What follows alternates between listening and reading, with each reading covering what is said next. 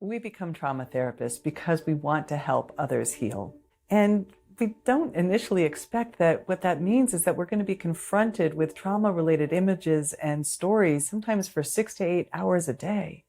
This can take a significant toll on our minds and bodies and our overall sense of well-being. Another thing to think about is that when we are working with others, we often end therapy as soon as the distressing symptoms have resolved. Well, on the one hand, that's good, but we don't really get to see the full potential or the integration phase of our client's trauma recovery, right? When we get to ride through the later stages of treatment, we get to see what happens when their resilience is supported, when they can move into post-traumatic growth or grow into their potential. When we don't get to join them in that stage of the treatment, we're just running from working through the difficulty to baseline.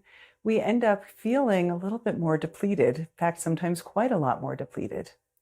So while you may have heard of post-traumatic growth, you might not know how to get your clients there. There is a roadmap to resilience and growing into our potential. There's this really interesting oft-cited quote from Freud, who said that much has been gained if we succeed in transforming neurotic misery into ordinary unhappiness. I think we can do better than that. My name is Dr. Arielle Schwartz, and I am a clinical psychologist, a somatic therapist, trauma treatment expert, and I've been a yoga teacher for about 30 years. I'm the founder of Resilience-Informed Therapy, which is an integrative mind-body approach to care that synthesizes together relational therapy, applied polyvagal theory, somatic therapy, parts work therapies, and EMDR therapy into a holistic and strength-based approach to trauma recovery. Now, how did I arrive here in my work? It began with my own story of burnout. I initially was working in the field as a trauma treatment expert. I had graduated from my somatic psychology program. I had integrated EMDR into my work, and I was working in community mental health for long hours in the day. And I also was seen as a young and vibrant and capable therapist and was often receiving referrals of some of the most difficult clients.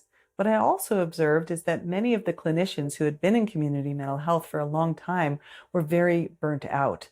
They didn't have the energy, and that's why I was getting some of these clients. Now, what I began to notice in myself is that vicarious trauma is real, and I started to feel the weight of focusing the lens on the distress, on the trauma, of hearing these hard stories day after day.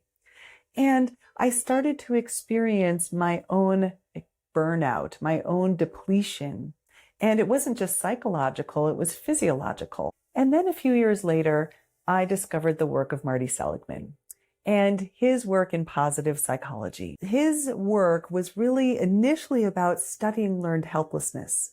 And then he evolved his work into studying what he calls learned optimism. And he brought this work of positive psychology into the military. He eventually became the president of the APA. And what I started to do was incorporate these resilience-focused strategies into my work. And this began to dramatically change how I felt at the end of the day. We then really need to know how to take care of ourselves all along the way. And I'm going to give you those tools.